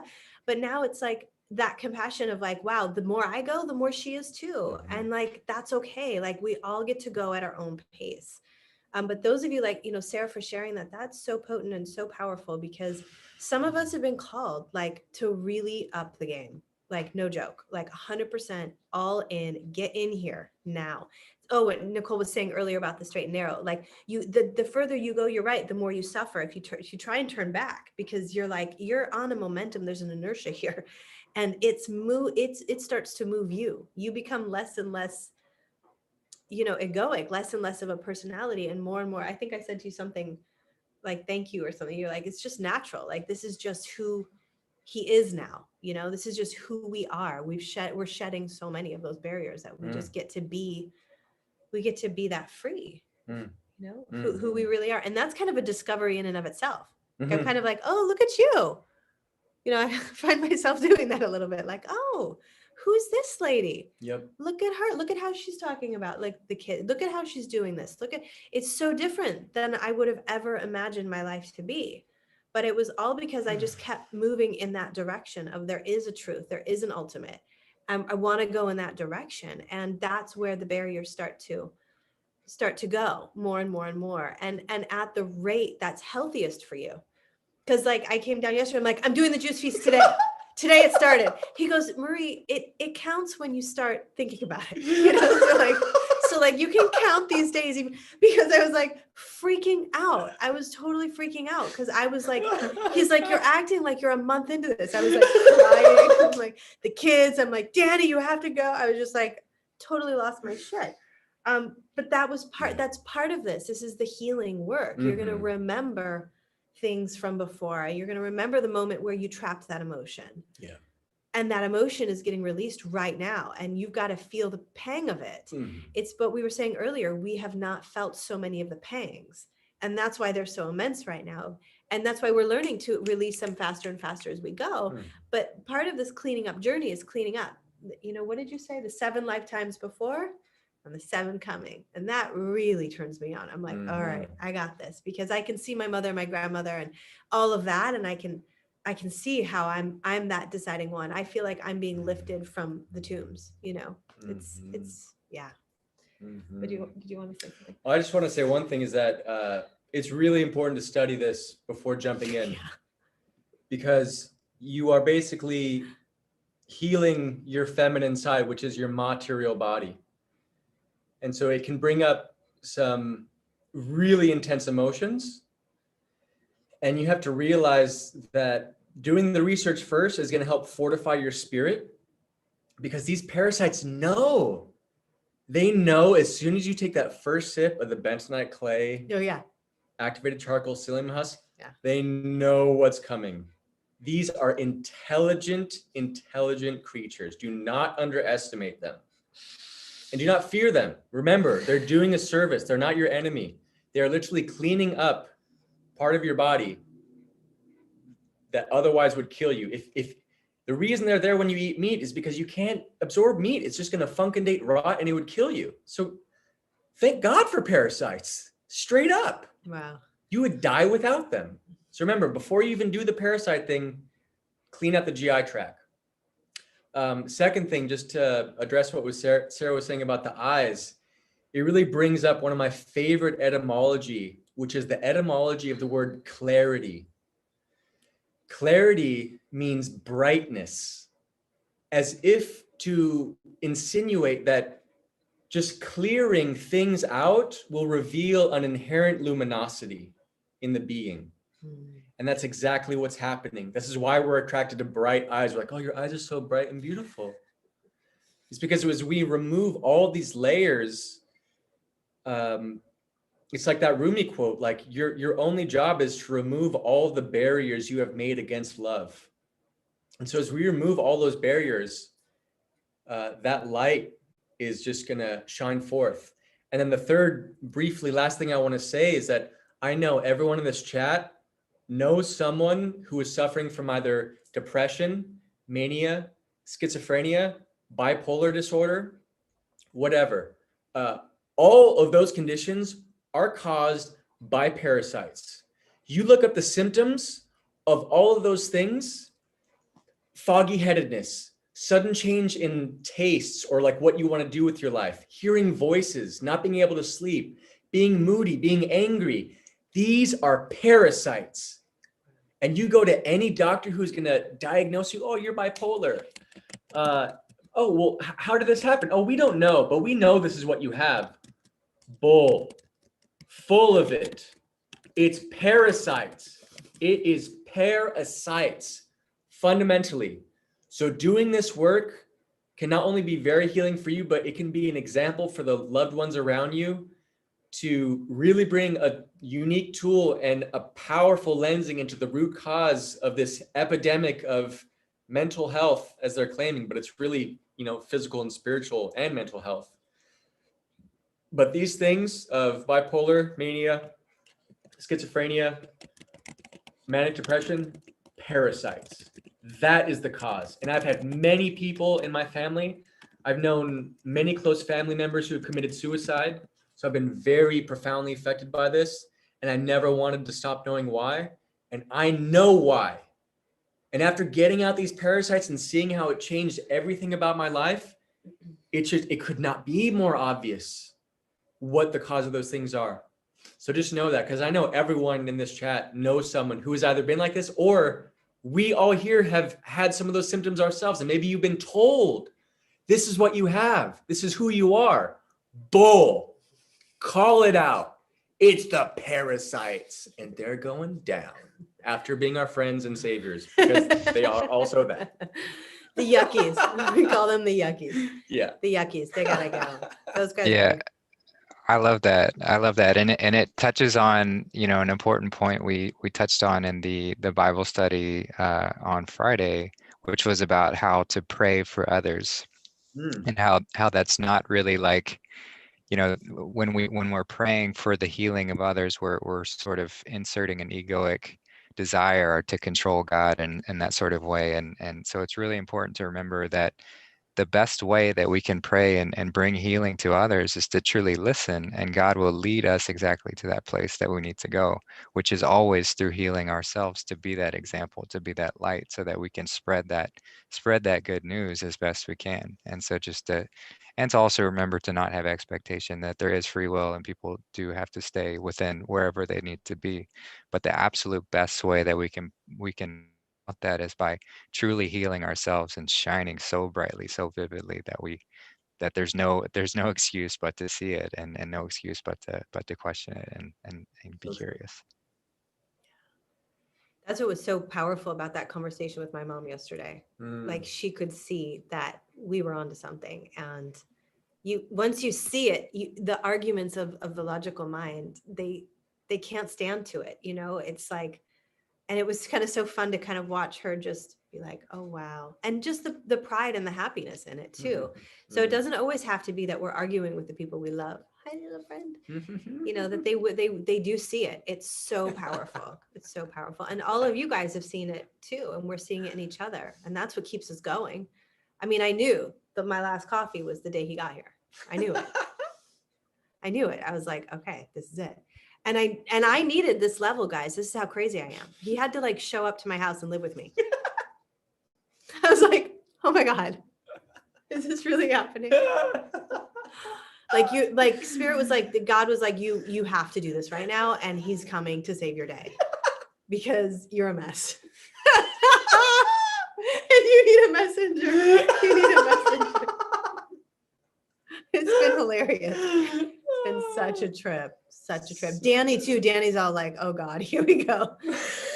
But he's loving it. He's loving it. But he's like, oh my God, Marie, oh my God, like how much more are we gonna do? Yeah. But we signed up for this. We wanted the ultimate.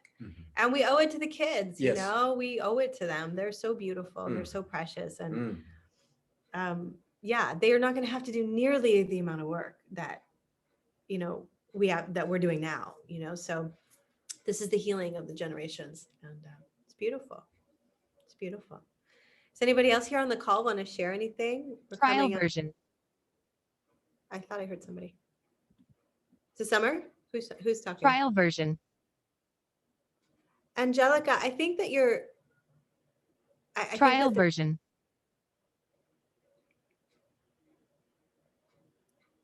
Trial version. Are you, it's saying you're on a trial version, maybe of Zoom? Trial version. Which is weird because it's free trial to join version. others. In the meantime, I wish you're saying, honey, I really want to hear what you're having to say. And even to hear a song from you. I know you wrote me about a song. We would love trial that. Version. It doesn't sound like it's going to work. All we keep hearing it say trial is version. So trial version.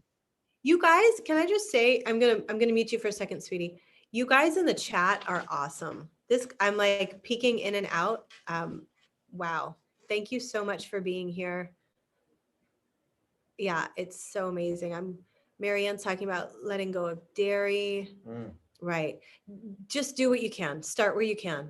Every step is worth it. Every step is worth it, and we treasure everyone. That's what I loved so much about what you said to me. Like, oh, good, you're transitioning. Yeah. Instead of really beating myself about knowing where I was going.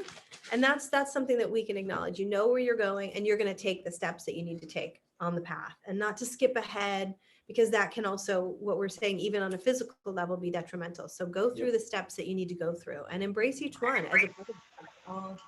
It's all good. It's all good. Yeah. Okay, Angelica, you want to try again? Can you hear me? Yeah.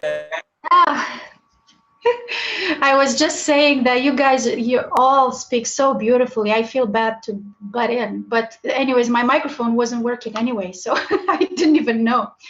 I just wanted to share a little thing that I know helped me tremendously and made a huge difference for me to get rid of some addictions that I had. And some of them, two of them were, I was highly addicted to carbohydrates in the form of simple sugars like white flour products and stuff like that. And also I was addicted to sugar. Like I loved sweets. When I was a child, I used to eat so much sweets that I would throw up, like literally.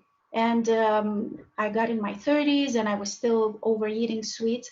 So one thing that helped me overcome that completely is when I learned about how the brain works when it comes to addiction, and any addiction, as a matter of fact, not just with what we're eating. It actually creates neural pathways in the brain. And once they become strong, then they act on our behalf. It's the same as when we drive the car. The more we drive the car, when we start learning how to drive the car, and the more we drive, then the stronger the neural pathways in our brains become. So for me, at least, knowing that technicality and knowing that the less attention I was giving to this addiction, to this behavior, and the more I was distracting myself with a positive behavior to counteract it, the weaker these neural pathways were becoming, the ones that are in charge of the addiction. So I studied this for 2 years, the neuroplasticity of the brain. And it's very, very simple. It's not easy, but it's very simple. You basically have to constantly distract yourself from that and put your attention toward a positive behavior. And then as time goes by, these neural pathways become weaker and weaker. That's why it's hard, because we are always pulled onto, by those strong neural pathways that are in charge of the addiction. And that's why falling off wagon is normal, because it's just part of the process. The main thing is to keep getting up and turn toward the right and keep going. You fall again, you get up, you turn to the right, you keep going. That's the work that we have to do, and that's what I had to do. And I have to say I fully overcame those particular addictions, and it's been over a decade now, actually longer than that. So yeah, that's what basically one of the things that helped me tremendously, knowing what happens in my brain. And with my daughter also, when she was a little kid, I used to say, because you, Marie, mentioned about your kids, we used to say, okay, let's feed your good guys. So I would give her fruit and stuff like that, and she would say, okay, can you give me some food that feeds my good guys? the good bacteria I'm talking about. So yeah, it's good. It's I want to say so much, but I know time passes by quick. So yeah, so the neural pathways in the brain. Think about that when you try to overcome any kind of bad, like negative behavior, even when trying to become frugivore. That's why we can't do it overnight. That's one of the reasons, actually, because our brain has a habit of eating different fruits. Oh, and the other thing is the foods that are, especially the ones that are processed, they contain something that's called excitotoxins, which literally makes us dependent on, it's like taking cocaine. It has exactly the same effect. So all these MSGs, all the natural flavors, emulsifiers, aspartame, sweeteners, they're all in this huge umbrella called excitotoxins, which means that they excite our neurons until literally they die, they fry, they get excited like this until they break. So that's why it's hard for someone who's been eating, let's say, had a habit of eating chips every night. I'm not going to give names, but chips in general, or anything that's processed. You're actually addicted to that because of what they put in it. So it's like trying to get rid of coffee, trying to get rid of an alcohol addiction. Is the same when it comes to the brain. So that's what I wanted to share with you. Beautiful. Thank you for that. And it's important information to know. And I love that. Distract yourself. It's good. Yeah. If you have a craving, go breathe, go pray, go drink orange juice, try something different. Yeah. And the thing is, my husband he keeps saying this thing. He's like, okay, you're hungry. You want that lasagna, because the man is Italian. So obviously he's going to use lasagna as an example. You want that lasagna with a gooey cheese and this and that. Oh my God, I want that lasagna. But then you eat, you drink an orange juice or you eat something healthy. You don't feel like you want that lasagna anymore because you're just hungry, right? So when you're full, you don't feel like eating the food that's not good for you. Right. So the main thing is to be mindful in that very moment when we're hungry and just make the right choice, because that's all it takes, just to make that little split of a second, when we have to make the choice to just choose that way. Wow. Thank you. This is so fun, you guys. What a great call today. And Kazri, I love that you're popping in. That's so fun that you're here. One of our Facebook friends. And it's like very interesting when they come alive, when they're not on the face and then their face moves off the Facebook. It's like, oh my God, it's a moving face now. So thank you for being here. I want to keep the call going a little bit longer, but I do have to be at my kids' school at 2:30. So let's take Kazri, if you'd like to share something, we'd love to hear from you, or if you're just here to say hi. I would love to share something because I related so much to what Angelica said.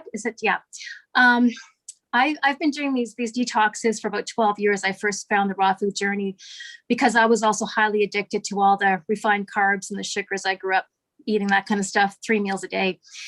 And I also suffered from depression.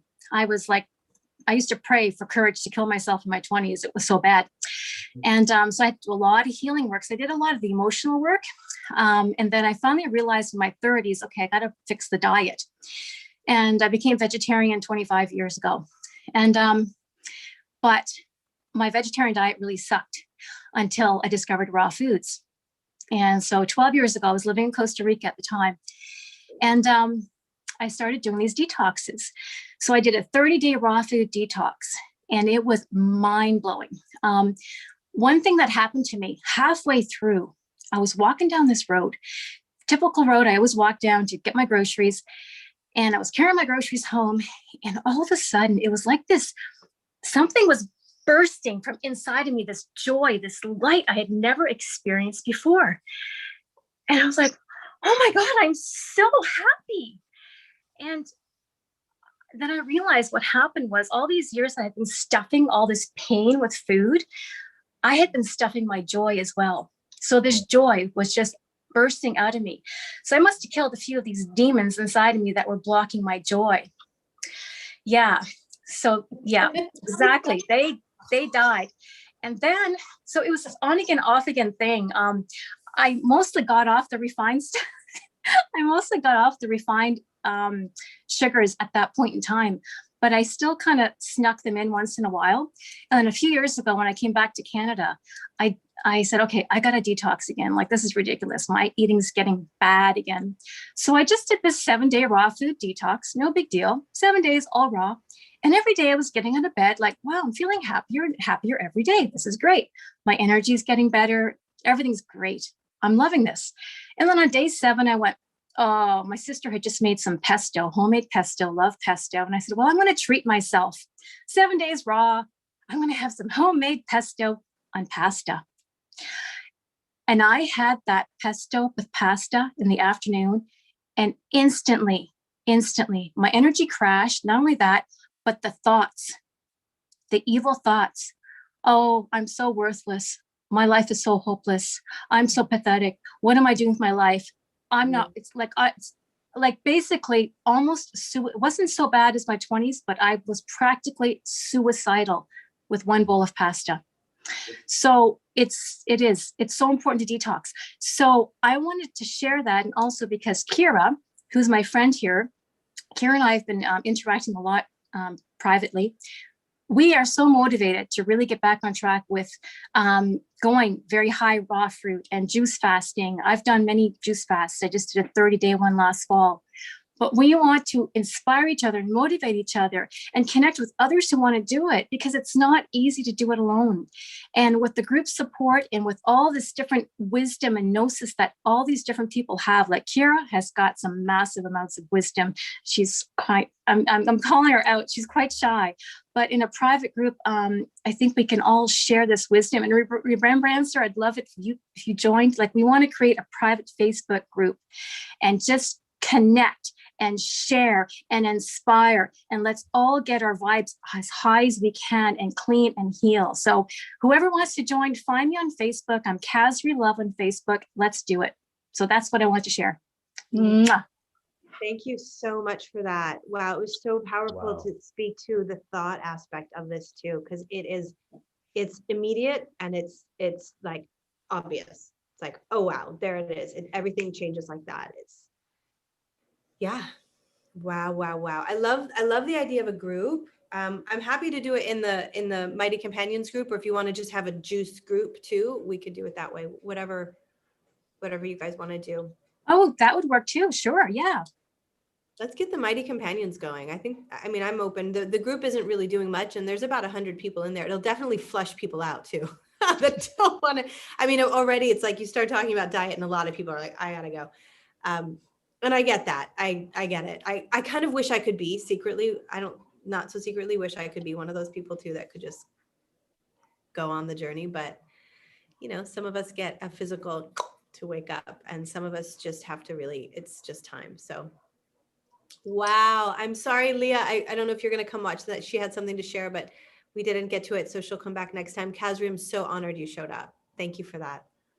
Just real quickly, for Kasri, I did find that you can make a beautiful raw pesto with just avocado and basil, and just blend that all up together, and it's perfect. Salt and pepper, avocado, basil. It's amazing. Oh. So if you're craving that, like, it's a good fix. Spiralizer with zucchini noodles. Yeah, exactly. Cucumber noodles or zucchini noodles are perfect. Yeah. I'm so supported, you guys. I feel like so blessed in my life right now. I can't even tell you. And all of you here, and it's so important, Kasri. You're right. Let's do this together. That's what we're here for. Let's do this. So I'll keep you updated on when I officially start, but apparently I've already started, but we'll talk. We'll talk. Yeah. No doubt. But I've got to run. Are you going to the kids' school? No. Okay. No. You stay here? Sure. Okay. So do you want to finish this? Sure. Okay. So he's going to finish this. Angelica, I don't know if you wanted to sing a song. It's okay. I'm just going to say this. Nobody's wrong and nobody's right. It's just the way things are.